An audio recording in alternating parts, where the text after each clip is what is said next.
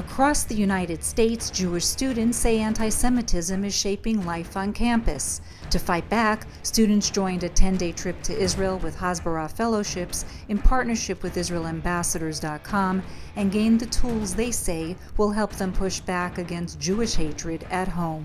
For many, the problem isn't just open hostility, but a climate of fear that keeps Jewish students silent. One of them is Molly Markovitz of Kent State University, who says her campus has grown increasingly hostile. Recently, we had an incident where artists around the school had painted murals of politicians' heads on stakes. A lot of what I have personally endured are verbal attacks from students, Justice for Palestine, salsa. A community you wouldn't think, Hispanic students, have withdrawn, posted statements that they do not want to work with any Jewish organization. A lot of Jewish students are not coming to Hillel, they're not coming to SSI. They're hiding in the masses, and they're afraid to speak maybe what they truly think.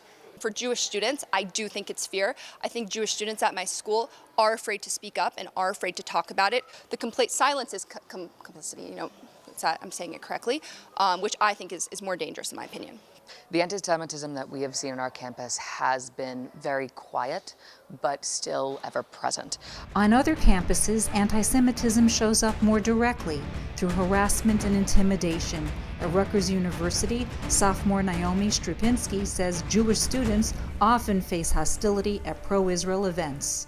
If we're having pro-Israel events, there's a few stragglers that will come out. They'll shout some horrendous things at us, but it's often pretty well taken care of. The year before, another girl was living in a what we would call an inclusive dorming situation that is really centered towards people who are part of the LGBTQ community, etc. in Rutgers. It's called Demarest.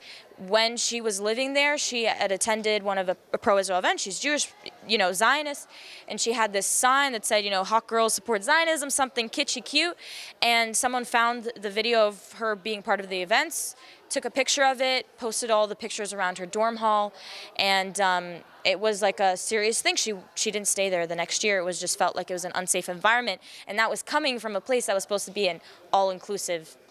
We have a growing Orthodox community that didn't exist a few years ago, and now even the university we feel is investing in it, which is really nice to see. One of the participants wasn't Jewish at all. For Alex Ogden of Indiana University, his concern about anti-Semitism began long before college. I kind of started noticing anti-Semitism in high school. I specifically remember swastikas being drawn on our bathrooms on the mirrors, and I would see how that would affect the Jewish students. I think that's kind of when I got involved in kind of working against anti-Semitism as a non-Jew.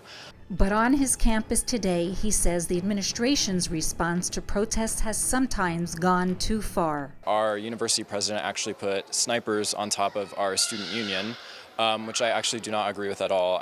From what I've heard, the encampments were non-violent, however, they were using anti-Semitic terminology when they were protesting or chanting. For some students, the pain is quieter: shame, silence, and the weight of feeling alone.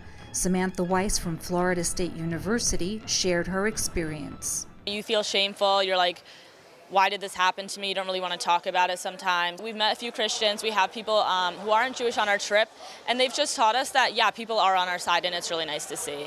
Students say today's media environment often fuels confusion, especially when social media replaces fact-based reporting. I would say a big issue with our generation is consuming a lot of information from TikTok. I would say on both sides, people give their feelings over and opinions over the actual facts. I've definitely moved away from major news outlets and found myself more attracted to individual thinkers who I trust and respect.